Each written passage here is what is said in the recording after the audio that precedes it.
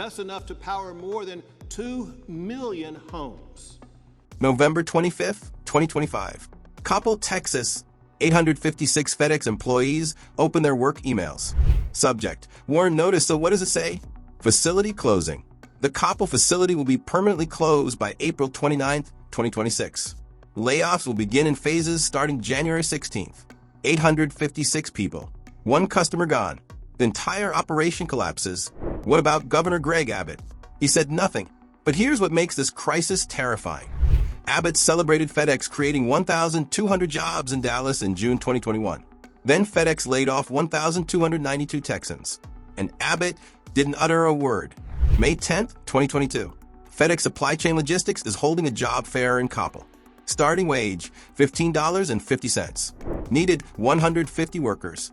Positions: warehouse supervisors, logistics coordinators, operations specialists. Promise: stable long-term employment.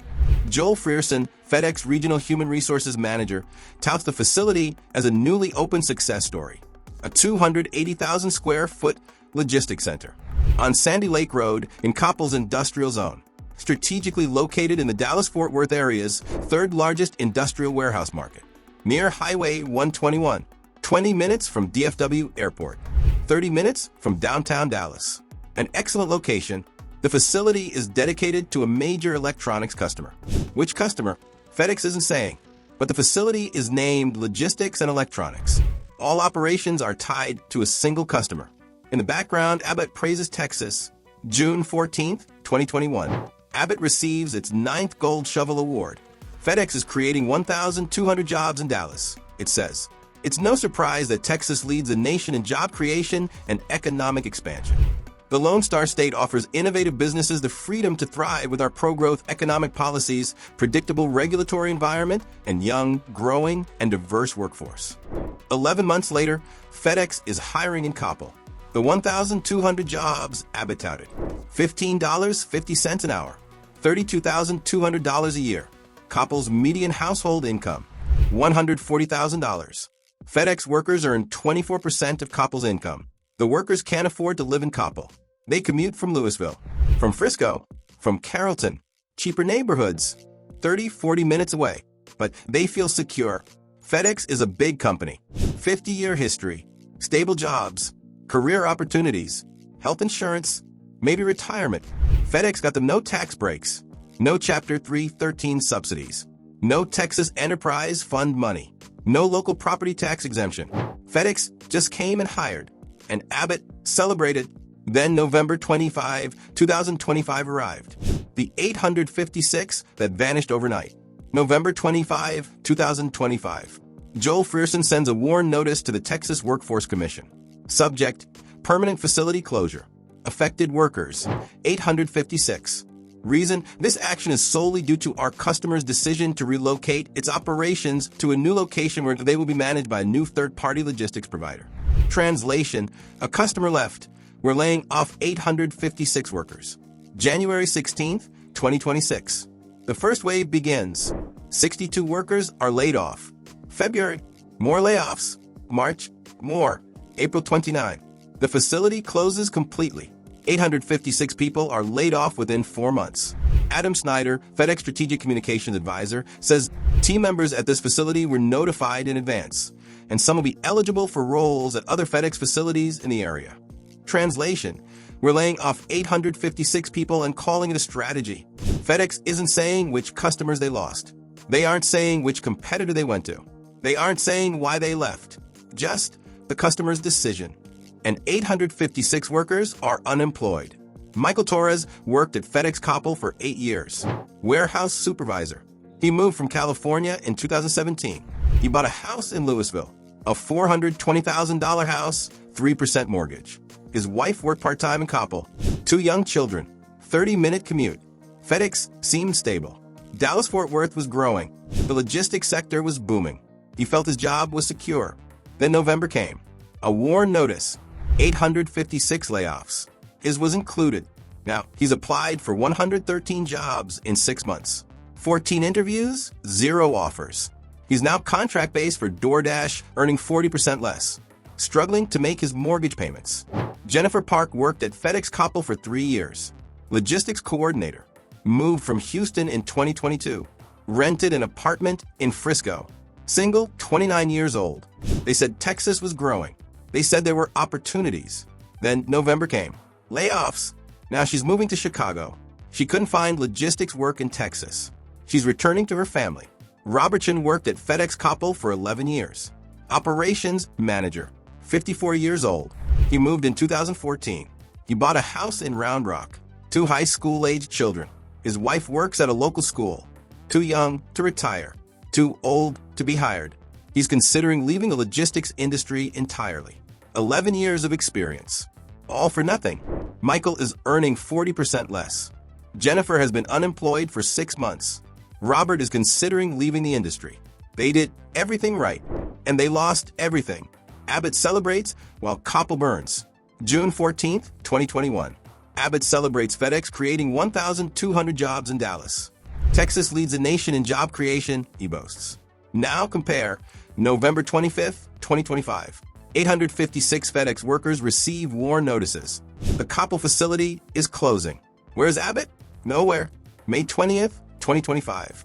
350 FedEx workers lose their jobs in Fort Worth. Another customer lost. Another facility shrinks. Where is Abbott? Silence. September 1st, 2025. 81 workers are laid off in Garland. 50 workers are laid off in Plano. FedEx Network 2.0 consolidation. Where is Abbott? Not a word. But Abbott has time to praise the Texas economy. Texas once again emerges as the national champion for the best business environment in America. While 856 Coppell workers are unemployed, 305 Fort Worth workers are unemployed. 131 Garland and Plano workers are unemployed. Abbott is celebrating because admitting that FedEx is laying off workers means admitting that the Texas miracle is a lie. And he can't do that. So he says nothing. He just celebrates job creation elsewhere. He ignores Coppell's job losses. FedEx isn't alone. North Texas' entire logistics sector is collapsing. 305 FedEx jobs disappeared in Fort Worth. 131 FedEx jobs vanished in Garland and Plano. 647 Chewy jobs vanished in the Dallas area. 2,000 U.S. Logistics Solutions jobs vanished overnight in Humble. 214 Axelor Group jobs closed in Fort Worth and Mesquite. 53 DHL jobs were lost in Missouri City and Sugar Land. Total, 1,292 FedEx jobs lost in 1 year. 10,000 logistics and warehouse jobs gone across North Texas by 2025. 27,188 WARN layoffs across Texas. The pattern is clear.